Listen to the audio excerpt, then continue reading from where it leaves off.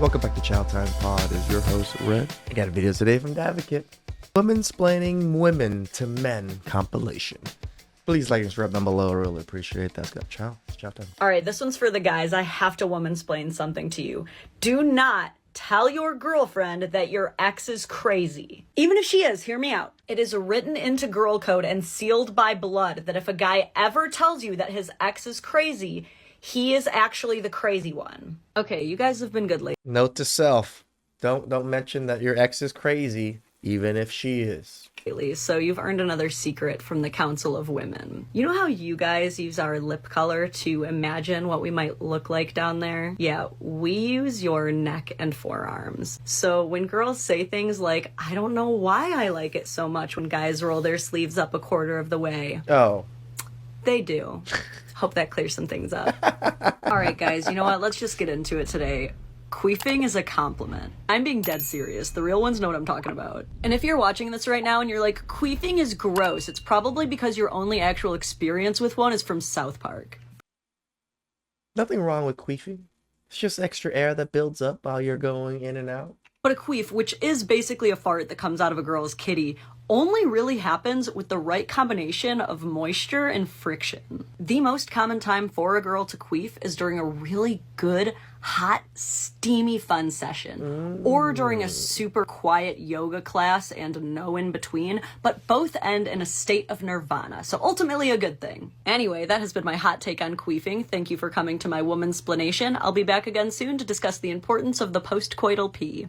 Alright men, you've been well behaved enough, so you've earned another secret about women. Today I will be answering the elusive mystery. What is with women and rage cleaning? The rage clean is not to be confused with your typical aggressive tidying. The rage clean involves elbow grease moving at the Mach speed of a G-Wagon on the expressway and every vulgarity under the sun. If you don't already know your girl's mother tongue passed on from her eldest descendants, it's gonna come out during the rage cleaning. Yeah, that's all the 23andMe you're gonna need. Once the rage cleaning has been properly identified, the correct thing to do at that point is to leave. Just go. Completely leave the house. You are not wanted nor needed. It is far too late to offer your help now. A rage cleaning frenzy can be set off by so many different things. It could be something entirely outside of the home, or it could be the home itself. It could be one dirty dish that's the straw that breaks the camel's back. No matter what it is, something is causing her to feel that she is not in control. And so she is using the most return to roots socialized method that women know to gain some control over their lives. Makes sense. It's basically self-soothing. Because taking care of the home is one of the earliest things that women are socialized into, we often revert back to it as a way to stabilize our environment. It's kind of like how violence and heavy simulation are one of the earliest things men are socialized into. So when they're stressed or losing control, they'd rather just play Fortnite or shoot hoops. It's one of the quickest ways we have to get back in the driver's seat. Makes sense. Every woman is different with how they prefer to be treated while cooling down, but when you recognize that it's safe, approach her with a plan for all the things that you want to do that week without asking her for any ideas. This will give her the peace of mind that... Well, tell the truth, never ask them for ideas. They're never going to give you any good ones most of the time, nor do they even have any ideas. Someone else does have a plan and a direction for where things are going, so she can start to relax around you. Yeah. You will never that be part able to I understand, because if you can plan out everything and have everything just laid out for her, she's like, oh, you just have to follow this? Sounds good, babe. Prevent rage cleaning, but we do thank you for being our calm during our storms.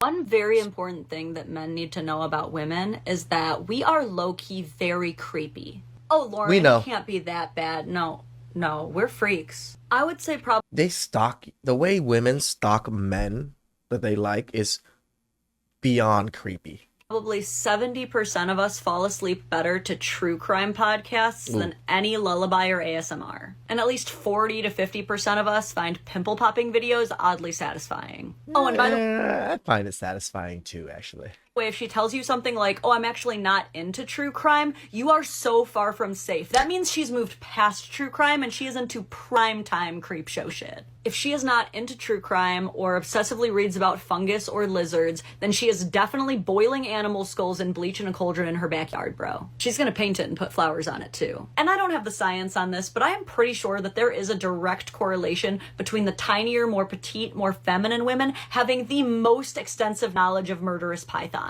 Your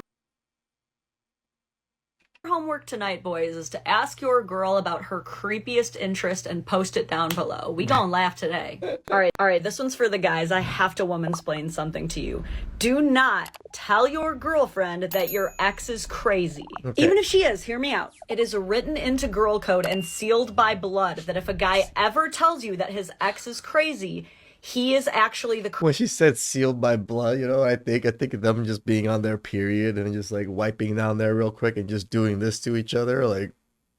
crazy one. Especially if you say all of my exes are crazy. Now you've just eliminated your chances with her entirely. I don't make the rules, I'm telling them to you so you know what to do. The code has been passed on from our grandmothers to our mothers and then on to us. And it does follow a pretty basic mathematical principle, which is if every girl a guy dates is crazy, you have to follow the common denominator. And unfortunately... It's funny how they follow the common denominator when it's that, but they never follow the common denominator about themselves. So many guys have reduced their entire relationship experience of their exes down to just crazy that women have become skeptical of the word. Another negative side effect to it is, and I'm not saying this is fair, I'm just saying this is what happens. It's the same word as narcissist. When women say, no, he was a narcissist. When you tell a girl that your ex is crazy, her first thought is, well, what did you do? How did you make her crazy? Oh, women. So how do you avoid this? Now, here's the thing. I'm not telling you to lie, but I am telling you to follow one of the most basic rules of dating anyway.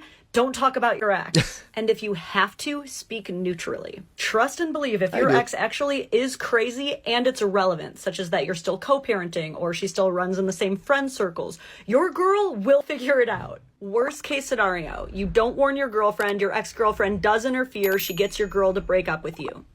Still a win-win. Hear me out. If a crazy person got your...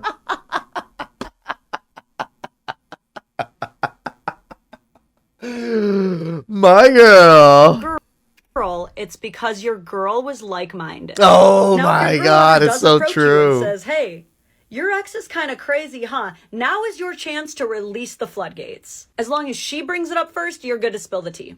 Just remember, guys, new girlfriends don't care to hear you talk negatively about your ex. True. And if they do, this one I agree with 100%. All right, guys, a new life hack just dropped that makes dating women 10 times easier, and it's called girl dinner. You already know to walk on the side of the street closest to the cars. You already know there's never a bad time to bring her a glass of ice water. Girl dinner is the last thing you need in your repertoire. Every once in a while, we actually throw you an easy win. So take this.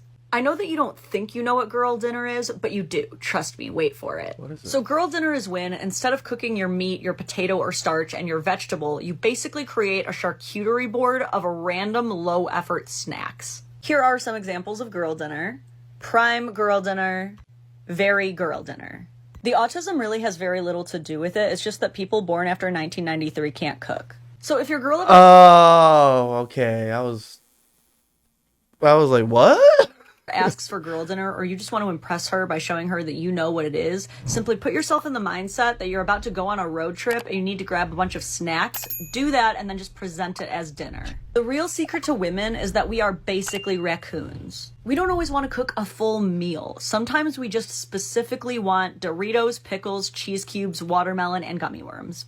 And you do too. Who needs to cook when you can just meal prep like you're smuggling snacks into a movie theater? It's what the women want. Case closed. Shout out to Advocate, definitely one of the top women creators in the space, and everybody should be subbing to her. Please subscribe down below. I really appreciate it. I'll catch you guys next time. Ciao.